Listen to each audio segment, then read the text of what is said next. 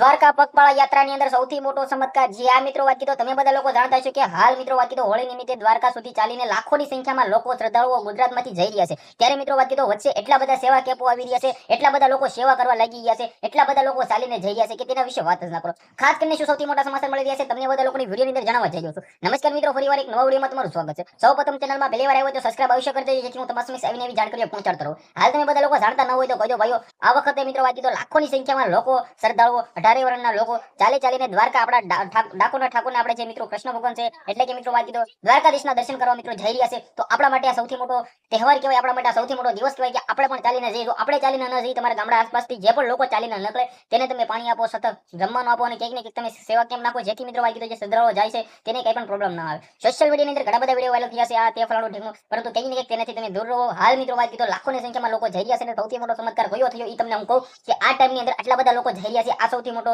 જીવતો જાગતો ચમત્કાર છે કારણ કે આજે કોઈ પણ મોબાઈલમાંથી લોકો બહાર નથી આવતા કામમાંથી લોકો બહાર નથી આવતા પરંતુ કામ બધું મૂકીને કંઈક ને કંઈક લાખોની સંખ્યામાં લોકો ભાઈ જઈ રહ્યા છે મિત્રો દ્વારકાધીશના દર્શન કરવા તો મિત્રો આ છે જીવતો જાગતો સૌથી મોટો ચમત્કાર વિડીયોને ભાઈઓ બંને આટલો શેર કરીને ફોલો કરીને સબસ્ક્રાઇબ અવશ્ય કરી દેજો જેથી હું તમારા સમક્ષ આવીને એવી જાણકારી પહોંચાડતો રહું ને તમે બધા લોકો કંઈક ને કંઈક મિસ ના કરો આજના વિડીયોમાં આપણે એક નવા વિડીયો મળી જશે બધા લોકોને દેખી ધન્યવાદ જય હિન્દ જય ભારત